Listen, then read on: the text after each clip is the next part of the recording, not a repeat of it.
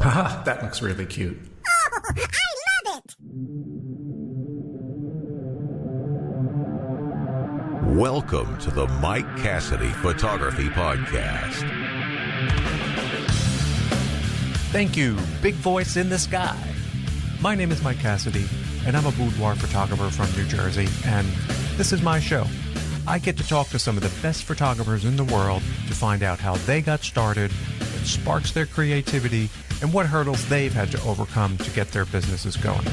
Along the way, we'll probably have a few laughs, but I'm here to have in-depth conversations about all kinds of things you've always wanted to know from the best out there. So stay tuned. You never know what you may learn.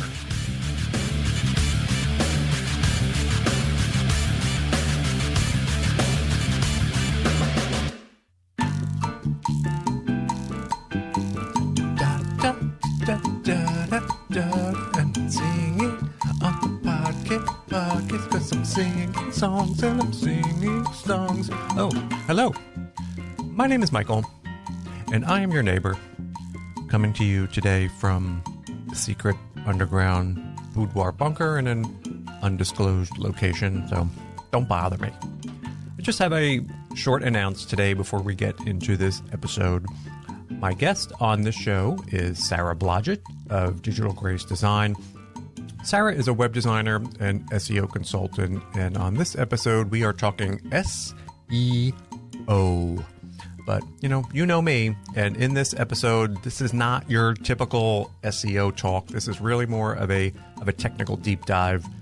This show has a lot of information and definitely rates a 10 on the knowledge-o-meter. Sarah is really an ace at her craft, and we cover topics that you don't typically hear in a podcast. So prepare a paper and pencil, and stretch out your finger, stretch it out, and get it ready to hit that back button a few times, because you're going to be listening to something and then going back, and then listening and then going back. And that's okay. You may even listen to this episode, a couple of times to take it all in. And if you can take one concept at a time and implement it, you're doing pretty good. And that's all you can ask. And you're making progress there. SEO is one of those tiny habits, in quotes, that you should be doing regularly. It seems small, seems insignificant, and you won't necessarily get an instant result from doing it, but sticking with it and making these tiny changes to your website has an incremental effect that compounds and down the road pays dividends, which can make your business better than you realize. I think I mentioned this in the show, but SEO is like going to the gym. Doing a couple of bench presses for one day doesn't make you fit. At first, you're not going to see any results, so people often give up. Changing your body takes time, and it takes a lot of work. So if you want to be huge like me, oh my God, I'm like such a doofus, it takes time. And this is the same with SEO that we discussed today. Doing just a little bit at a time and make it a habit, and I promise you will see results. Now I'm going to go back and sing some more. Singing and singing, singing in the da-da.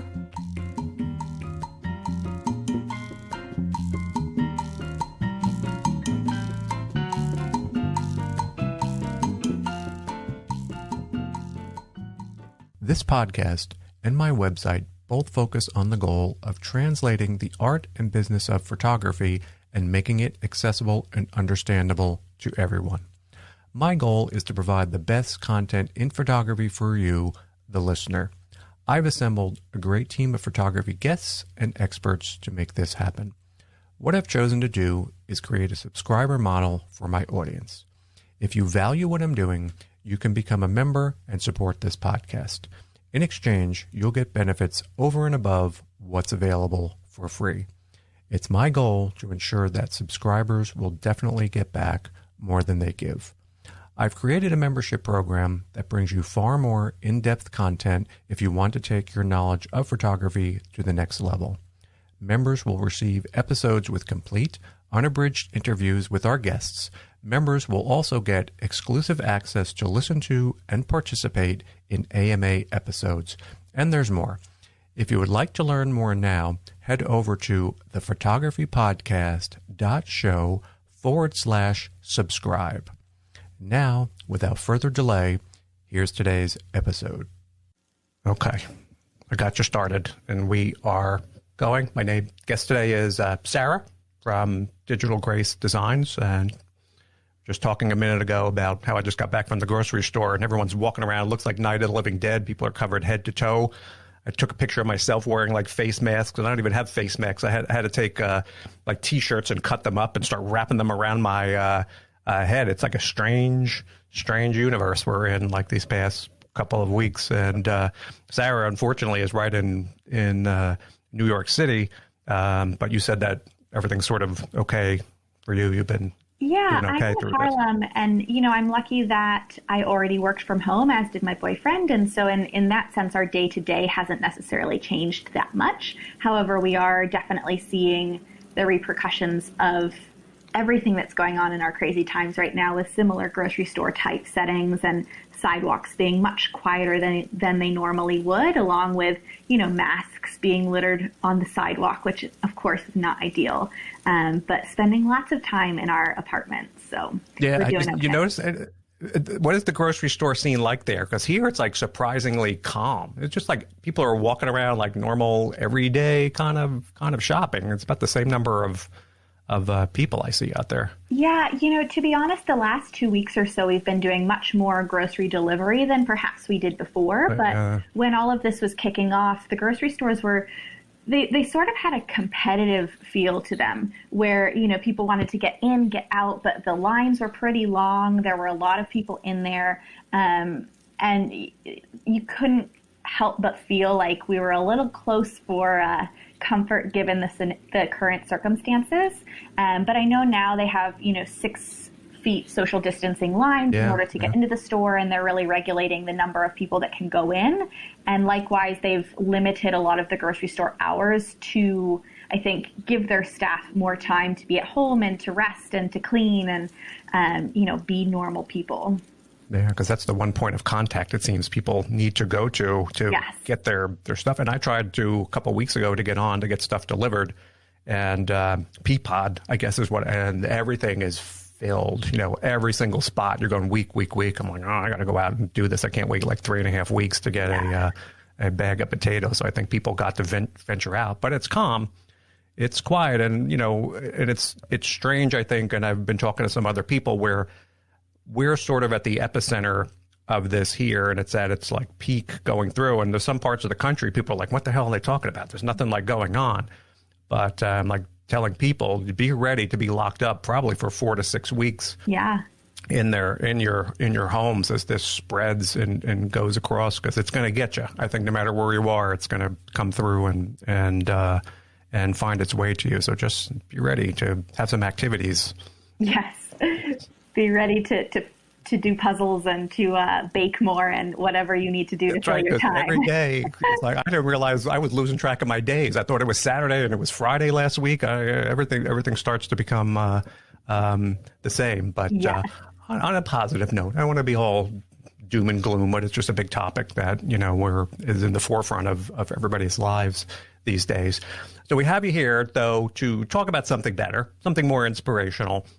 We're going to be talking a bit about SEO and building websites and how you can use Sarah's great steps to help your business grow. We're going to talk a little bit about what she provides for photographers and how you can take these tips and use them to help yourself grow your business and make some more money, which is why a lot of people are doing this. And what we'll talk about first is a little bit about SEO. Search engine optimization. And, this is something that has been around for a long, long time. And it seems to have this mystical air to it to people. And is this a topic that, like photographers really need to be afraid of? Yeah, I think that SEO sort of gets a bad rap. I think that people tend to feel quite overwhelmed by it as a subject matter.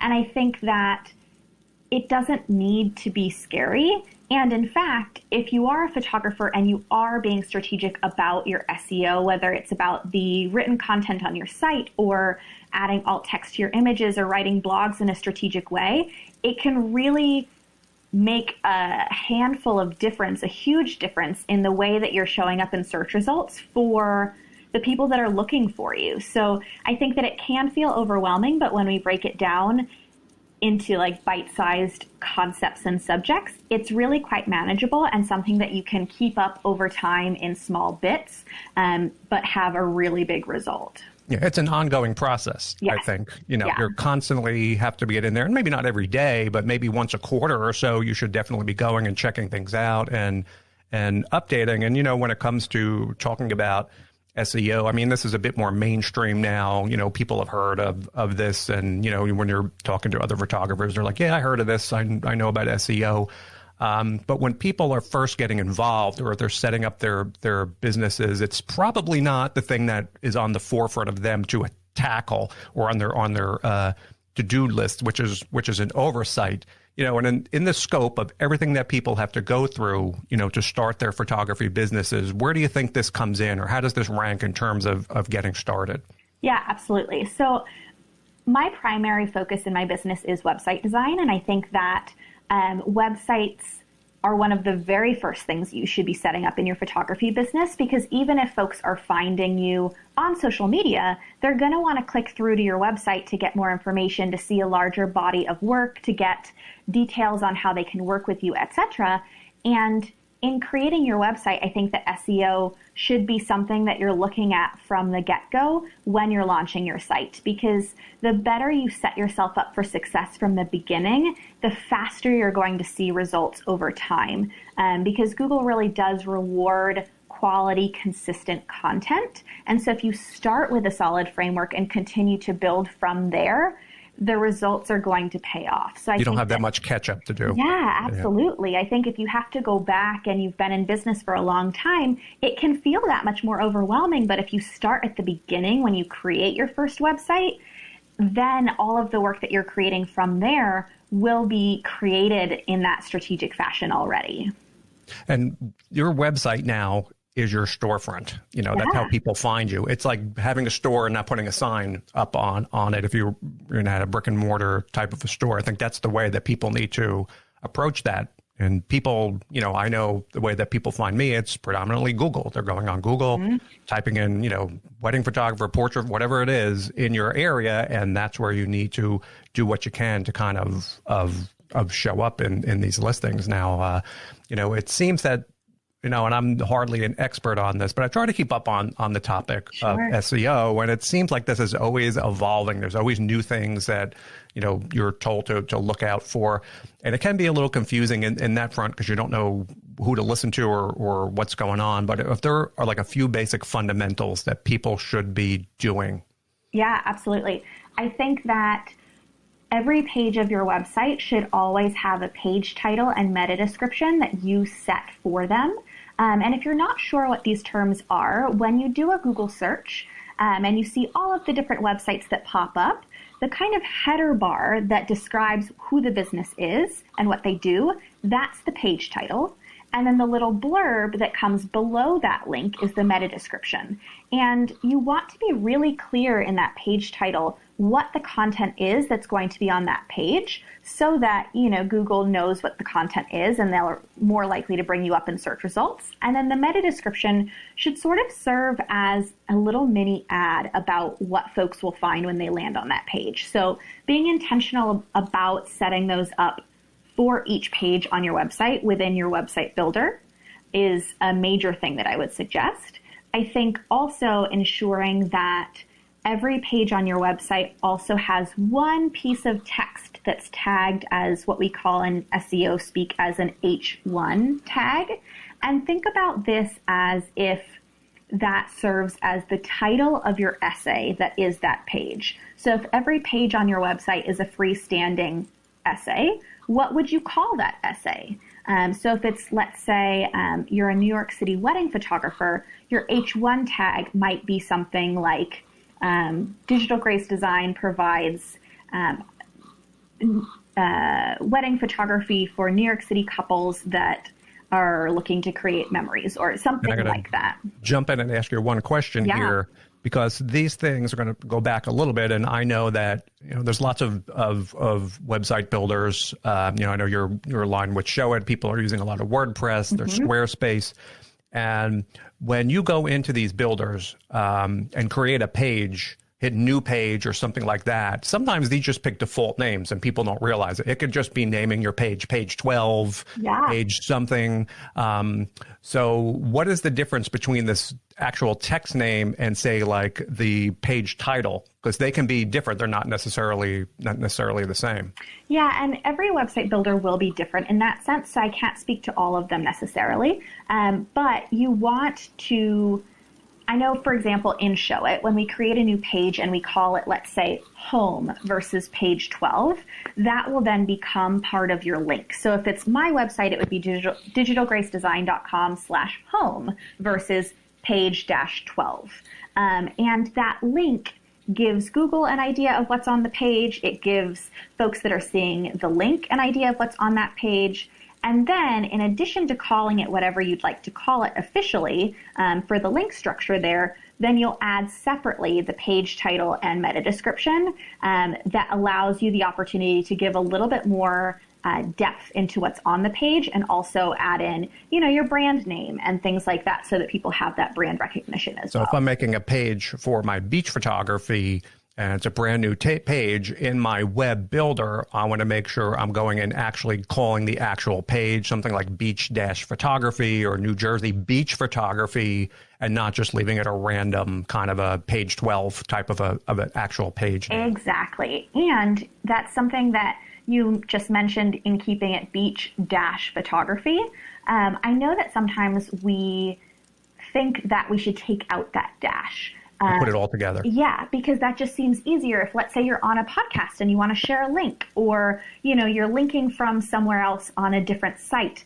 But I would recommend keeping in that dash, because that dash sort of works as Google's space. And so sometimes if we take out those dashes, things aren't grammatically correct anymore, and they mean a different thing. And so when you can, I would recommend leaving in those dashes just to be grammatically correct in SEO grammar. So as a best practice, we should leave dashes in there. Now, one thing I've always thought about too is can we be too long on these page descriptions? Are they better to be shorter, or should we just be more natural? Say if it is Jersey Shore beach photography or something, is that too long, or should I just cut it down to beach photography, or doesn't that really make too much of a difference? I think I wouldn't go too long, because then it's, kind of a hassle for folks to search for or type in manually. That said, I think that if you do something that is location specific and it doesn't add too much bulk or length, I think it can be great to bring that in, because it just adds in that location value a little bit more strongly.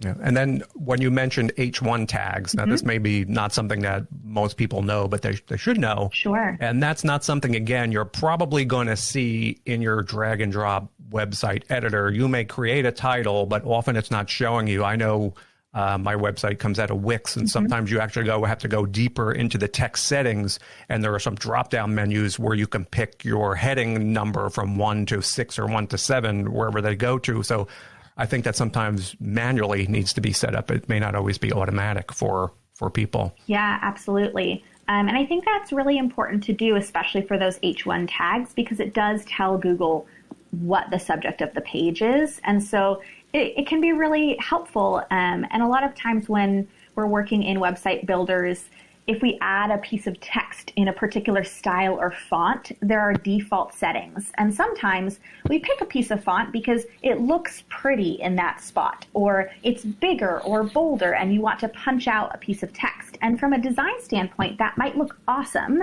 However, it might, on the SEO standpoint, mean that you all of a sudden have 12 H1 text pieces, and then Google goes, oh gosh, I have no idea what this page is about.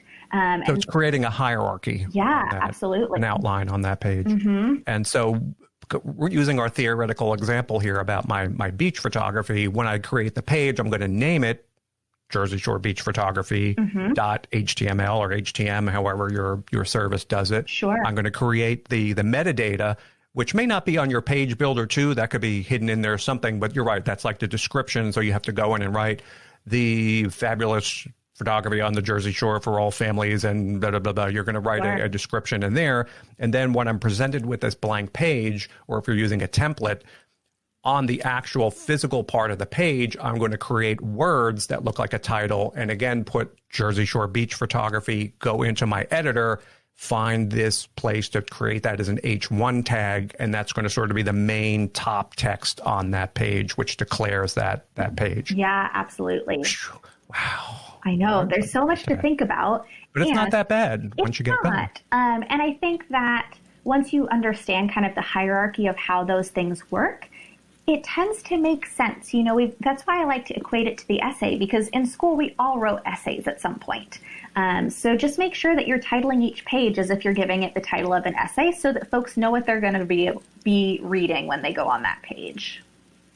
And how about something else or another, when I'm creating this page, a few other things I need to put on there just to make sure it's grounded? Yeah, absolutely. I would always make sure too with your images, especially because we are thinking in the photography base, to really make sure that you're adding titles and descriptions for your images that tell Google what's in the photos. Because, you know, Google is crawling your site, but they don't look at photos in the same way that we as humans do. So you're going to want to add what we call alt text to each photo that describes the photo as if you're describing it to a blind person. So this isn't necessarily a spot to jam in a whole bunch of your favorite keywords. So if you were looking for New Jersey beach photography, you're not trying to put that in everywhere you possibly can. Google will see past that. They will be on to you, and they know that you're being spammy. So there's no cheating. We can't. No. Those days are gone. The days are gone when you can just hide a million keywords in your footer or like put them in the same color as your background. You can't do that. Those 2007 tricks don't work anymore. No, please do not do that, because Google may actually ding you for that, and we don't need that. Yeah, and well, this is interesting, and I'm just going to jot a note to get back to some of these bad things that shouldn't be done. But in the images too, going back to my theoretical beach page, and I have my page and I'm writing a little text and I want to drag an example photo on there. Where do we, because I drag in or upload the photo, but you know, again, this is going to vary from service to service, but how do people go and add that alt text, or generally where do you find that? Yeah, there's often, it depends on your builder, but if, let's say in Show It, you can click on the photo and there's an actual spot that pops up in the right-hand panel for that. That said, other builders have, you know, an SEO settings tab for a given page, and you can go in and do that. Or if you're adding a photo in WordPress, you can click on the photo and look at those settings and add alt text there. A lot of times, even if you're uploading a photo to add to a blog post in WordPress, for example, when you go to add it to your post, it gives you the opportunity to add that alt text. Right. And this is different. Again, it's not the same through every website builder. You know, sometimes you go right click on the image and there'll be a settings menu or a more info menu, and somewhere in there, there's alt text. But then there's also another field in there that we see sometimes too, which is image description. Yeah. I think. And what's the difference between those? Yeah, absolutely. So with image description, it's different platforms call them different things, but a lot of times the description will actually be the alt text. It just depends on what your platform calls it.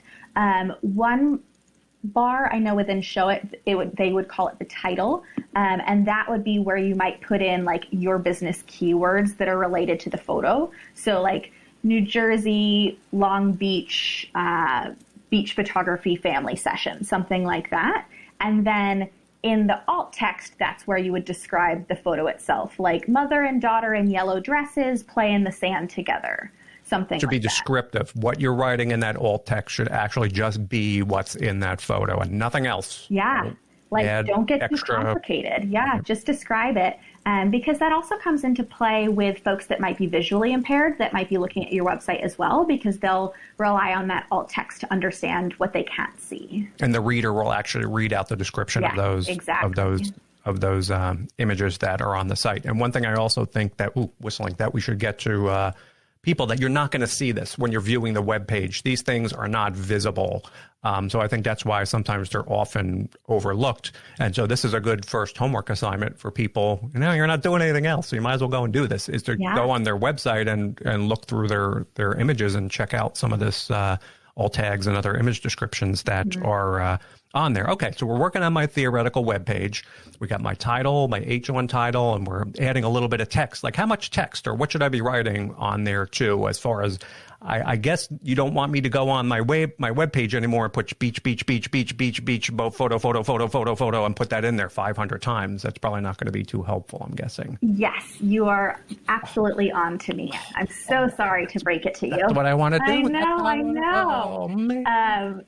That's a great question. And in terms of length, you're going to hate this answer, but it depends for length purposes. If you're writing a blog post, let's say, where it's really just covering a session, you might be able to get away with something as little as 300 words. If you're writing a quality kind of major piece of helpful content on your website through a blog, let's say, you're going to probably end up being closer to, say, like 1,500 words or more. It just sort of depends on what the purpose of the content is. And in terms of the, cramming in beach photography all over the place, one, Google is smarter than that. And two, we don't want to be spammy. So think about other keywords or words that are related to beach photography that might kind of clue in Google to what you're writing about, but also think about from the standpoint of what people are searching for on Google that you can include instead or in addition to. Because if all of your blog posts are all about New Jersey beach photography specifically, then you're in essence competing against yourself for search results. And that's no fun. Right. And I guess it's good to have a few photos in there if it calls for it. But I think the key here is to be very natural in creating this. You don't want to start jamming unnecessary things in there or too many words. You just want to have great content, I think. And we'll see this theme going through this whole interview today. So on this theoretical beach page, I'm going to write some descriptive text on there. It's good to put in a few photos. I guess that's good for the people too, because they want to see what's going on this. And the one thing I always struggle with, and I try to do, is not write one sentence or one paragraph. I really tried to have a pretty long descriptive page of whatever it is, or a bunch of descriptive text on this website, maybe to get into even a little bit more detail. Is that something good to do? Yeah. Not going crazy, but adding more text. Yeah, I think that's great as long as it's adding value. So let's say you have a blog post that's about your favorite beaches to shoot family sessions at. That could be great, because then folks that are searching for beach photography or, Long Beach photography or a different beach photography, that blog post might pop up for that. And so then you also present yourself sort of as an expert, because you have all of this helpful insight that perhaps someone looking to do a family session on the beach while they're on vacation for the first time doesn't have. So I think that really fleshing out those concepts and providing helpful information is always going to be great, especially if it pertains to the overall subject matter that you're writing about. And then when I get this page all finished too, and looking over, make sure everything is spelled correctly, and I'm going to make it, now you can drag and drop what a lot of these editors can do it the way that you want. But SEO, there's more to it, I think, now than just the physical changing things or making the alt images or alt text on websites. There are things now that Google looks at, such as site speed and whether your site is mobile friendly, and also even if your images are too big, which these are some concepts which may not be initially in someone's forefront to take a look at. So why don't we talk a little bit about these maybe not so obvious kind of things that people can do to help give themselves a little boost on their webpage. Yeah, absolutely. I think that having a great mobile site, which is one of the things that you mentioned, is going to be really key, because we know that so many folks today, especially people that are looking for photographers, are clicking over, say, from like Instagram or social media. And so you want your mobile experience to be just as lovely as your desktop experience, because you never know where people are going to meet you for the first time. Additionally, from the SEO standpoint, Google has told us already that they are often valuing the mobile experience as much or more than the desktop experience. And so if you're not having a mobile-friendly version of your site, you're really just like leaving yourself in the dust, which is not fair to be losing half or more of your audience. Yeah, absolutely. So that's going to be super key. It doesn't mean that the experience needs to look exactly the same as your desktop version, so you can make things look different. I know with Show It in particular, we get to design the mobile experience uniquely and separately so that we can change things around based on that experience. But definitely, no matter what builder you use, take the time to make sure that that looks good. And go ahead. I mean, no, not at all. Off. And then from the image standpoint, the sizing sort of depends on how you're using the image. If you're exporting a bunch of images, say from like Lightroom or Photoshop or something like that, I think that it's often safe to export most images, unless it's going to be like a full width header banner image, at like 1,500 pixels on the long side. And then you're probably also going to want to run those pictures through something like JPEG Mini to compress their file size even further. Yeah, there's no need to have 40 megabyte files because you think they're going to look great on your web page. Yes. And so I think that remembering to size things appropriately and then compress them will only serve you for your speed in a positive fashion. And I'm going to jump back. I wanted to cut you off about this mobile. Sure. And I know me, that's not something I'm so used to sitting at my desk and designing in terms of desktop. And again, I'm in Wix and they have a little button, and when you click it, it kind of mashes everything down into a mobile view. And I guess these automatic mobile makers are not always perfect, so you do have to go in there but when the one thing I always hated that, because when you're making a website for a mobile device, it seems like you're just smashing everything into a tiny little, very long column. It's just one long scroll. So what are your takes on, do you necessarily want everything on your desktop site to be in the mobile site as far as a user experience goes, or anything that you just want to keep it simpler? Yeah, I think that that's a great thing to point out. There are often things on sites that I design for folks where I leave, a special detail out on mobile just because it will impact the user experience. So yes, I think a lot of times the mobile design is a little bit more simple, and I think that that's totally okay. Also considering, there are some things that don't really work the same way on mobile. Like you can't hover over something and see it change color in the same way. So really being intentional around what may or may not be totally possible in the same way on mobile as it is on desktop. And it's one thing I noticed, just my personal experience, and I only changed this maybe 3, 4, or 5 months ago, and I had my photo galleries on my main website in kind of like a grid, or they spanned like the whole page. You just scroll through from top to bottom, and then for some reason, I never looked at the mobile version of that page. And when I clicked over to the mobile version, all it did was make like a gallery that was like 35, and I was like, this is crazy. So I think you have to be a little careful. Now it's trickier though to put galleries, I think, on a mobile to kind of have a user experience that is not like scrolling through 85 photos in a real long stream. Yeah, for sure. And I think that one thing that I always recommend that people look at on mobile as well is check out your contact form on mobile, because I've seen people's websites on mobile where the submit button is hidden, because if we're embedding, let's say, like a Dubsado code or something like that from an outside CRM, sometimes things don't format exactly the way that we think that they will.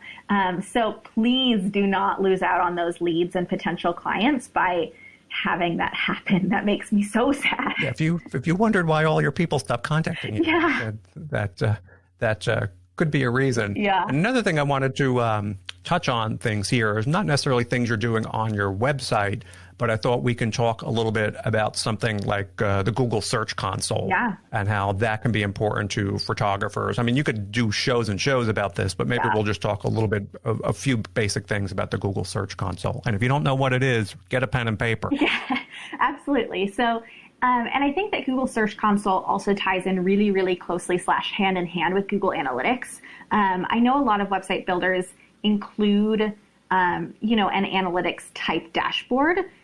I think that's great. I think it's also helpful to add Google Analytics to your site as well, even if just from the standpoint that it makes it easier to verify your site on Google Search Console.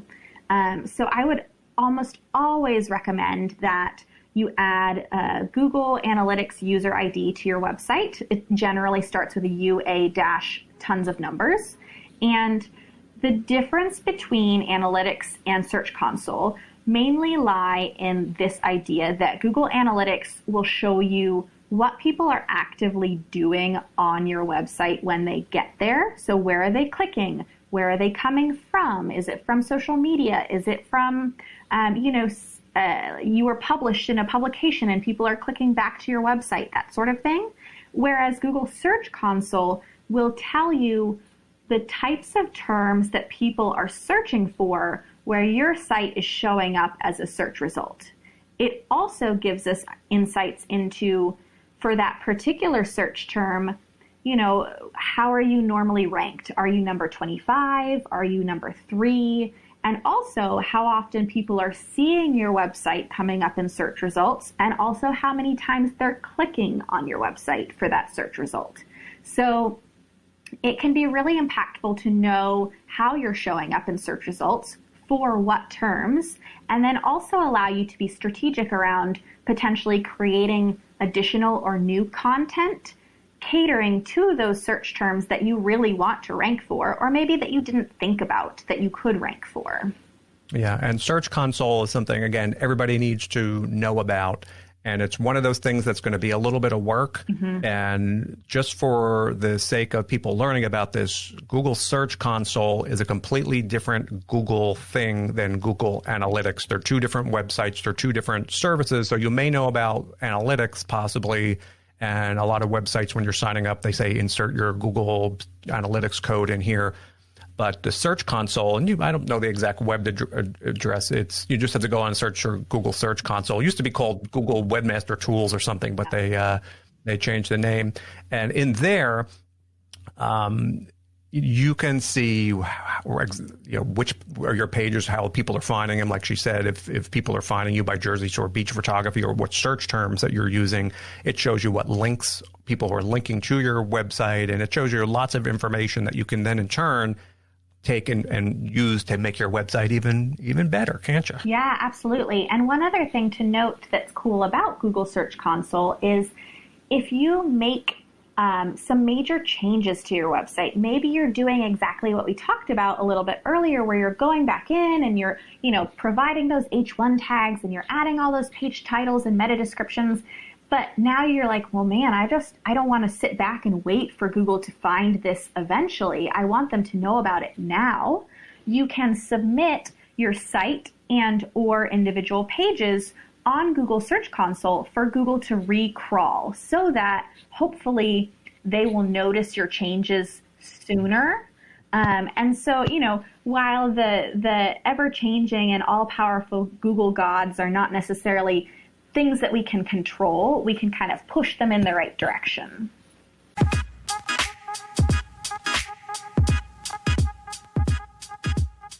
You've been listening to the free version of the Mike Cassidy Photography Podcast, which brings you the smartest content in photography. If you value what you've been hearing, Mike has created a membership program that brings you far more in-depth content if you want to take your knowledge of the business of photography to the next level. To hear the full interviews with all of Mike's guests, become a premium member today by visiting thephotographypodcast.show/subscribe.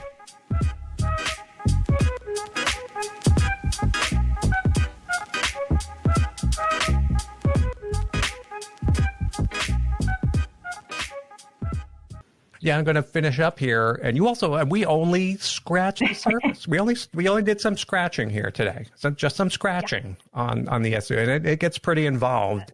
And one thing that you have is a course that people can go in and really dig deeper into this. And I guess it's a video course. You can do it at your own pace. And things like this are well worth whatever you pay for them, because they can pay off many times in the application when you in your website and so forth. So tell everybody a little bit about your course, where they can find that, and how they can get in touch with you. Absolutely. So I created the Simple Show It SEO course, I guess maybe a year, a little more ago, because I was a little bit frustrated, to be honest, with all of the absolutely beautiful photography sites that I was seeing that were not thinking from the SEO standpoint. And I just wanted folks to have the knowledge at hand to really make that change on their own and feel like they had the knowledge to pull from over time as they continued to build their site. So the Simple Show It SEO course breaks down all of the important on-site SEO concepts, like those page titles and descriptions and text tags and image SEO and blogging and keywords, Google Analytics, Search Console, all of that good stuff, into individual modules where we talk about what they are, what they mean, and then also show you how specifically to implement them on a Show It website. The content itself would be valuable on any platform. You just wouldn't get the implementation if you aren't currently using Show It. But it breaks it down into bite-sized chunks. It's a video walkthrough. You get the knowledge, you get the implementation guidance, and then there's also a workbook too if you're the kind of person that, really needs to have written content as well. And even someone like me could figure it out? You could. I feel like you already know so much, which is awesome. I'm going to do a little practice. I want to seem smart for you when you came on today. You definitely succeeded. I may not understand what I'm talking about, but I've got the lingo. Like you do. Yeah. All right, I'm a good faker. That's all I could do. But the course looks really great. And where can they get that course? It looks like it's right on your website. Yeah, just go to digitalgracedesign.com, and then there's a link in the top navigation that goes directly to that page. And how long? It looks like there's a bunch of videos in there. How long does that usually take the average person to get through? A couple days? So if you wanted to watch the whole thing back to back to back, you could probably get through it in about 3 hours. That said, I would give yourself the time to stop after each video and implement what you learned, because then it just makes it more bite-sized and more manageable. But yeah, you could totally do all of the implementation even in a week, let's say. So what's great about that is I can watch one section, go back and implement those things, come back a little bit later and do another section. So you can do it at your own pace, and you're not bombarded with a bunch of information all at once, because when you do that, you don't remember any of it. Yeah, absolutely. And I think that doing is always going to be our best way to actually learn something. So that's why we do the implementation portion of it too. And how about as far as support on these courses? People have questions. Where can they find you? Where can we reach out? Yeah, absolutely. So you can always email me at Sarah with an H at digitalgracedesign.com. You can also find me on all of the social medias at Digital Grace Design. You did Yay! it. You did it. That was a lot of information that we said we covered today, and there's some good stuff in there, and it's a good start. And I think that we learned, it's work. There's no simple fix to this SEO thing. I can't put the word boudoir 500 times on my pages anymore. No, not anymore. And I have to write a lot. I'm going to have to start writing, and I'm going to need a lot more sweet tea to stay up late to write blog posts. But I think in the end, like everything else, it's going to be worth it. You put in the work, it's going to pay off. And we're lucky that people like you are out there to help us and guide us through this. So. Definitely do it. It will be worth it. And if you have questions, feel free to reach out. I am an open book on that standpoint. So. And thanks. I want to thank you for coming on the show today. It was very informational. And thanks for your time today. Absolutely. Say goodbye to everybody. Bye. Have a great day, guys. Bye.